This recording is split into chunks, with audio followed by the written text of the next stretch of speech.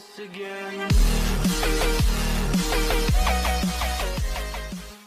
it's Jimmy here at O'Reilly's. I'm looking at a Range Rover Sport here.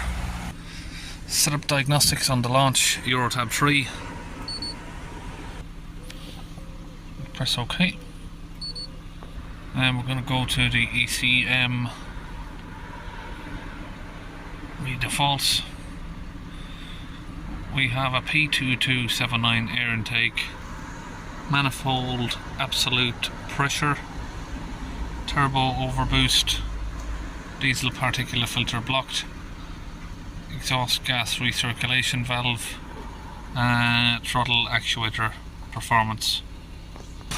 Get the engines running. I'm just going to take off the engine cover.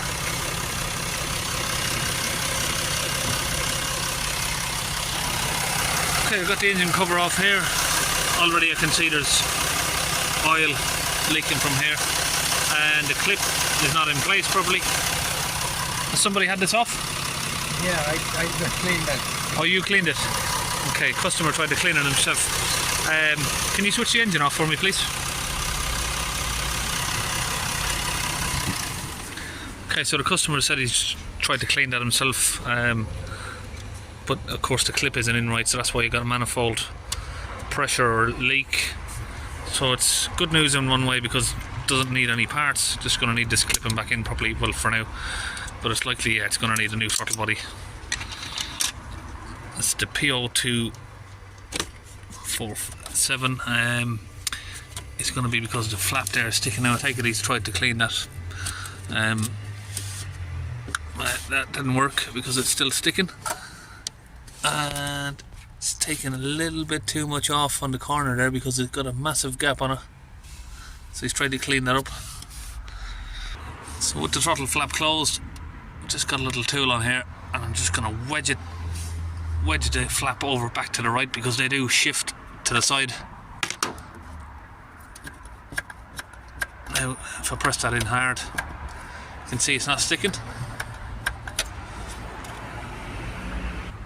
So I've just put that clip back in. You need to make sure the clip is sealed in all the way around, nice and tight. So that's going to be what's causing the throttle actuator performance, because that's the throttle flap in there. The manifold absolute pressure sensor is right there, so you've got an air leak from there. That's what was causing that again, and this is the air AGR airflow, and it's likely to be causing that also. So all of those faults are going to be caused by that. Just freed that out temporarily, but it's going to need a replacement throttle body, which is not available today, so that'll be done at a separate time. For now, the only problem left is the DPF. Okay, back inside the car. I'll start it up. Differential pressure on the DPF 70 millibars. We'll accelerate it up.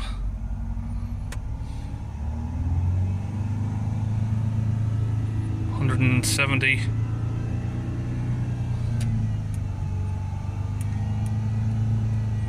It's hard to get it to stay steady, it just keeps jumping around.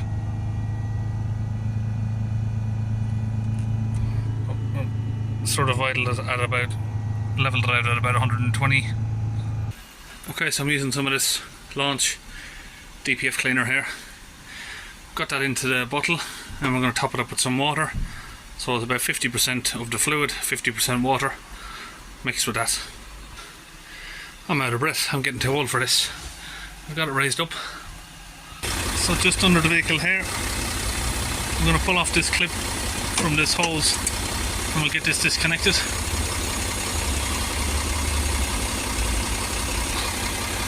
Now we've got our DPF gun connected into that pipe there. And now I'm just laying under the vehicle here. We're just going to squeeze the trigger, get the fluid sprayed in. Got that connected over there to the compressor.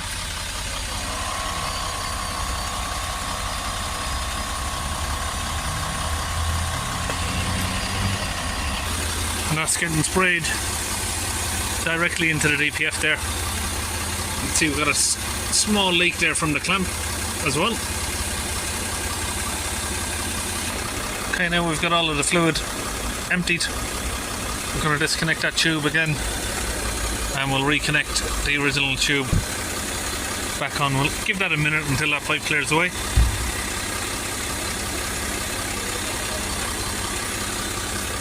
We'll reconnect up the pressure sensor.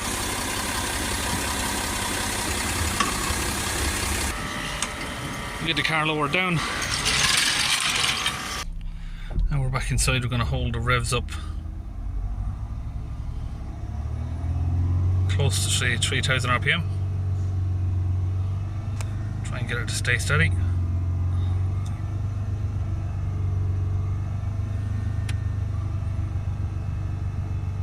Round about there will do.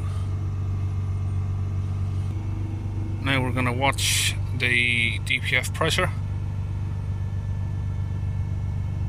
And we're down to 50 so far.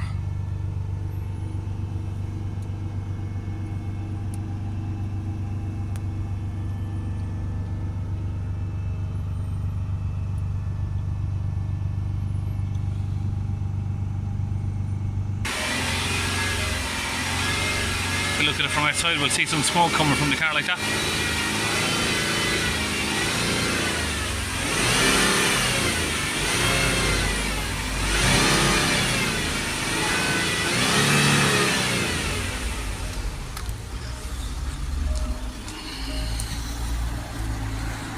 So let that run for a few minutes till the smoke dies away. So now we've evened out at 40 millibars. Let the accelerator go. So you can see on these it only jumps up in increments of 10, so it doesn't read anything below 10, so it's showing 0. Engine management light is now gone. I'm going to exit the fault codes, and go to special functions. I'm going to do throttle valve learn.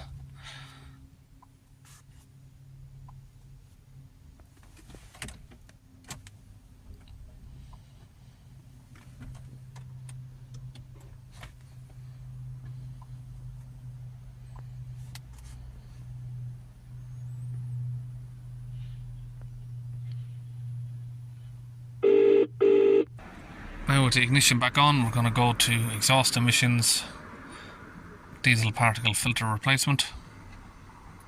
Otherwise the fault codes won't clear.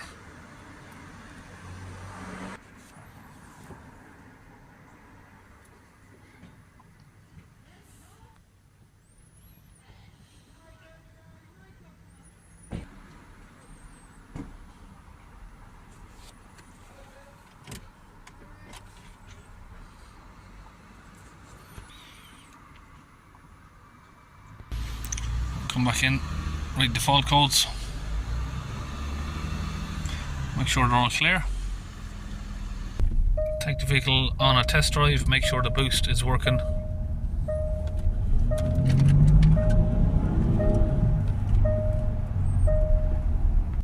So that's the test drive all done. We'll come back to the fault codes, scan it just to make sure that all the codes are gone.